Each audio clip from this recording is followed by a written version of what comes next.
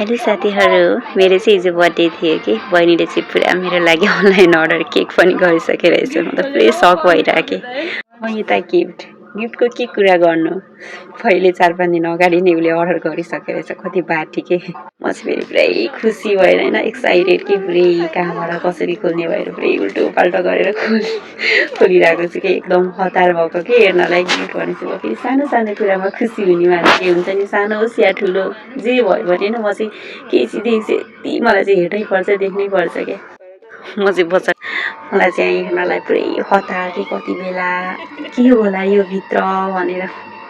यता फेरि भिडियो गर न, जुम गरेर हाफ कपडामा छु भन्दै फेरि पुरै भन्दै आफू चाहिँ फेरि गिफ्ट खोल्नलाई भनेर हतार के। थाहा छ साथीहरू, यो चाहिँ रातिको 2:30 लगभग 2:30 भइसकेको थियो कि। अनि पुरा बहिनीले चाहिँ उता ड्युटी प्लेसमा नै दिदी तपाईँको बर्थडे कहिले हो भन्नु न भन्दै थियो। उता पुरै रेडी गरिसकेको रहेछ मेरो लागि है। अब यस्तो के अनि कति बाटीकै मान्छे पनि अब अनि मलाई पुरै गिफ्ट लिएर आएर म चाहिँ ओपन गरेर पुरै हेरेर म चाहिँ पक्क छु के होला भनेर। अनि खोलेर हेरेको त वाउ पुरा त्यही भित्र यस्तो मिरर पनि देख्ने कि ऐना पनि हेर्न मिल्ने खुसी भयो। बर्थडे चाहिँ मेरो तर केक चाहिँ पुरै उसको फेसतिर लगाएरै खुसी के बहिनी। रातिको 2:30 लगभग 3 बजिसक्यो। अब चटपट खाँदै फेरि यता कश्मीरी साथीलाई के गर्नु मन लाग्दिनै पर्यो। मेरो बर्थडे है नाइ भन्नु नि मिलेछ र फेरि पुरै चटपट मोलेर खाएँ। 3-3:30 तिर हामी 3 जना मात्रै फेरि फोटो पनि लिए। बहिनीले मेरो लागि span You are very special to me. This little gift is given with lots of love. May your life always be as sweet and beautiful as this fragrance.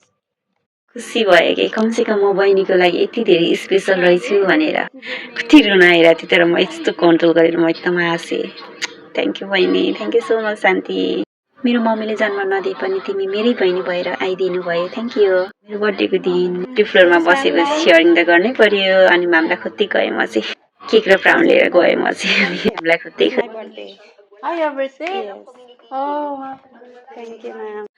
म्यामले पनि विस गर्नुभयो तर सेरी म्याम चाहिँ हुनुहुन्थेन, स्यामन भयो। आफ्नो त समय थिएन है, ड्युटी थियो, के गर्नु ड्युटी गयो। फेरि साथीले कल गरेको बेलुका आउन भने लगभग 11-19-20 तिर चाहिँ साथीले फेरि बोलाएको आइसाले है। नजाउँ भनेर के नजाउँ, साथीले बोलाएको त फेरि मेरो लागि त सरप्राइज यति धेरै रेडी गरेर राखिरहेको रहेछ कि म त यस्तो फेरि पनि सक भयो कि। खास गरी मेरो बर्थडे चाहिँ नेपाली चैते 10 गते हो कि, तर आइडीमा चाहिँ 23 मा थियो। अनि सो 23 बाट नै विसिङ गर्न थाले साथीहरूले चाहिँ। एक्चुली चाहिँ 24 मा हो मेरो बर्थडे चाहिँ। अनि फेरि पनि एकै दिनमा 2 चोटि केक काटेँ कि। राति भनौँ न 23 को राति 24 लागिसकेपछि अनि 24 नाइटमा फेरि यतिखेर चाहिँ मैले मेरो मम्मीलाई धेरै मिस गरेको थिएँ। Thank you so much mummy. आजको दिन चाहिँ मेरो मम्मीको कोखबाट यस नौलो धरतीमा मेरो आगमन भएको दिन थियो। सो मेरो मम्मीलाई धेरै धेरै धन्यवाद। म खुसी छु हजुरको कोखबाट मेरो जन्म भए। मेरो मम्मीलाई धेरै धेरै सम्झना र माया अनि लभ यु मम्मी पनि भन्न चाहन्छु। काश मेरो मम्मी यति बेला यहाँ भइदिएको भए कति खुसी हुन्थेँ म। तर के गर्नु मम्मी, समय र परिस्थितिले गर्दा हजुरबाट टाढा बस्नु परेको छ। हजुर नभए पनि यहाँ मेरो सामु मेरो साथी अनि मेरो बहिनी सबैजना साथीहरूको बिचमा छु म। खुसी छु मम्मी भन्न चाहन्छु मेरो मम्मीलाई पनि। थ्याङ्क यू मेरो प्यारी साथी आइसा अनि बहिनी, मेरो लागि स्पेसल सधैँभरि for ever. Happy birthday to you. Happy birthday to you. Happy birthday dear Supriya. We love you. Thank you so much. Thank you Aisha and Santi. यति धेरै स्विट विशेष अनि यति धेरै मिठो माया लिएर मेरो लाइफमा आइदिनु भयो मेरो साथी अनि मेरो शान्ति बहिनी। Thank you. यति बेला चुम्लालाई धेरै मिस गरेको छु। तिमी पनि मेरो बहिनी हो, तिमी धेरै टाढा छौ अहिले, के गर्नु समयले गर्दा सँगै हुन पाएन। चाँडै आऊ ल, भ्याकेसन छौ तिमी, तिमीलाई पनि धेरै मिस गरेको छु मैले। साथी बहिनी जस्तै भएर बसेको छौ तिमीहरू मेरो साथमा सधैँभरि यसरी नै बस्न पाए हुन्थ्यो जस्तो लाग्छ है। के गर्नु अहिले तिमी भ्याकेसनमा छौ। पछि पाल्यो केक काटेर एकअर्कालाई केक खुलाउने माया साटासाट गर्ने समय आयो हाम्रो अनि खुसी भए आइसाले यति धेरै मायाले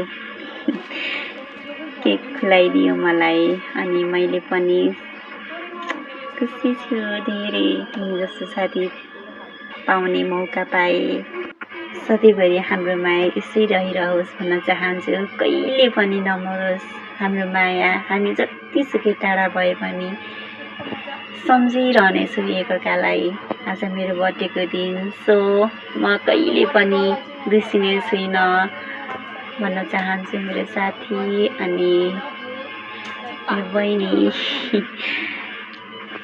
सधैँभरि मलाई यसरी नै माया गर्नु ल अनि म पनि सधैँभरि माया गरिरहनेछु मेरो साथीलाई मेरो बहिनीलाई अनि मेरो सबै साथीहरूलाई धेरै धेरै सम्झेको छु आजको दिन मेरो फर्स्ट बर्थडे यसरी नै मनाएको थियो हामी 5 जना थियो सिर्जना अनि जुही ज्योति आइसा म तर के गर्नु समय र परिस्थितिले गर्दा सबैजना टाढा टाढा हुन पर्यो किनभने हाम्रो अब ड्युटी प्लेस पनि डिफ्रेन्ट छ प्लस अब नाइट डे नाइट भएको भएर पनि अलिकति गाह्रो भएको हो अब ज्योति त अलरेडी भ्याकेसनमा चाहिँ ऊ आउने कुरो भएन अब यहाँको साथीहरू पनि ड्युटी अलिकति अल्टर भयो कि अनि त्यही भएर पनि भेट्न सकिनँ तर तिमीहरूलाई धेरै मिस गरेको छु भन्न चाहन्छु मेरो फेरि यता ड्रामा भइरहेको थियो फाइनली प्यारी साथीले चाहिँ पुरै मोमो चाउमिन पनि अर्डर गरिसकेको रहेछ खै कहाँबाट कसरी धन्यवाद दिउँ तिमीलाई प्यारी मेरो प्यारी सबैजनालाई दिएको यो मेरो